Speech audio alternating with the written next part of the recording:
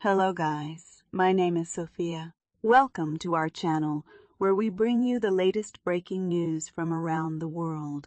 In today's video, we discuss a shocking revelation that has come to light regarding the Manchester bombing. According to the latest inquiry findings, the UK spy agency missed a crucial opportunity to prevent the tragic attack.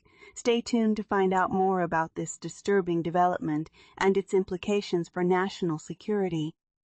The Domestic Security Service MI5 failed to act on intelligence about a suicide attacker before he killed 22 people at a pop concert in 2017. An investigation concluded.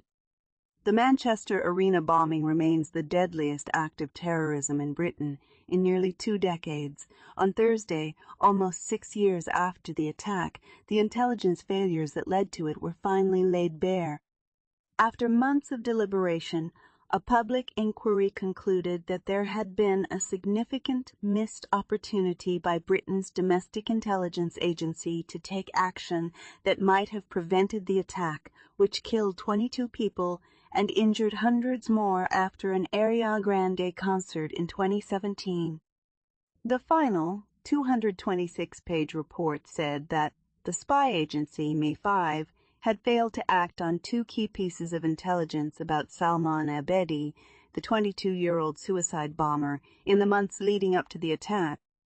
Although the report did not specify what the intelligence was, it rejected earlier claims by MI5 that the information was related to non-terrorist criminality. Had MI5 acted on the intelligence, the report outlined, there would have been a realistic possibility it would have taken actions to thwart the attack. However, Sir John Saunders, the chairman of the Manchester Arena Inquiry, said that it nonetheless remained impossible to reach a firm conclusion on whether or not the bombing could have been prevented, an assessment that drew anger from some of the victims' families. As a result of these failures, at the very least, a real possibility of preventing this attack was lost, said Richard Scorer, a lawyer representing 11 victims' families, as they stood outside Manchester Magistrates' Court on Thursday. "This is a devastating conclusion for us," he added. The inquiry's report on the atrocity found that Mr. Abedi's return from Libya just 4 days before the bombing would have been taken extremely seriously had MI5 accurately assessed the intelligence it had. If an investigation had begun at this stage, the report said, the attack might have been prevented, as the spy agency could have placed Mr. Abedi under surveillance and possibly found his homemade explosive device stored in a car in Manchester. Mr. Abedi went to check on the vehicle immediately after landing in Britain from Libya. MI5's Director General, Ken McCallum, said in a statement on Thursday that he was profoundly sorry that the agency had not been able to prevent the bombing. "I deeply regret that such intelligence was not obtained," he said.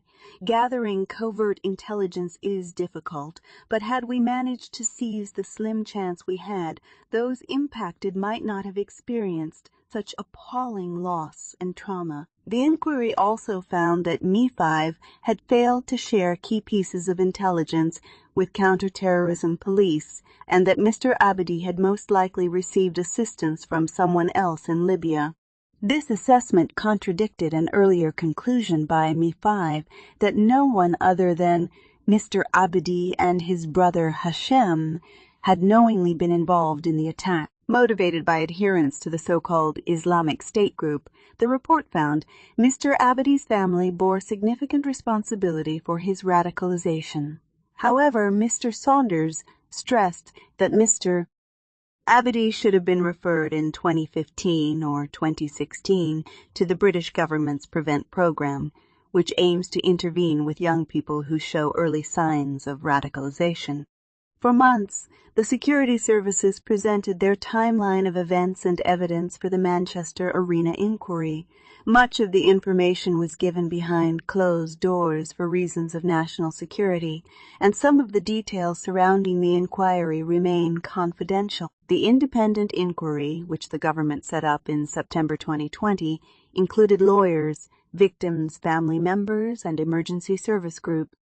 It had already published a scathing report on failings by emergency services on the night of the attack, concluding that the response had been far below the standard it should have been, and that 2 of the victims could have survived had there not been an interminable wait for treatment. Mr. Saunders, the chairman of the inquiry, observed a minute of silence before he began speaking on Thursday, with pictures of the smiling faces of the dead alongside him. Caroline Curry, the mother of one victim, Liam Curry, also spoke outside the court after the report's release. "All we as families have asked for from day one is the truth," she said. She took a deep breath before highlighting how the intelligence failures had barely been acknowledged until Thursday's report. "Shame on you all," she said. "Thanks for watching our video on the latest geopolitical moves of world leaders. We hope you found the information informative and insightful. Don't forget to subscribe to our channel for more updates and analysis on current events from around the world. If you have any comments or questions, please leave them in the comment section below. We look forward to hearing from you and seeing you in our next video.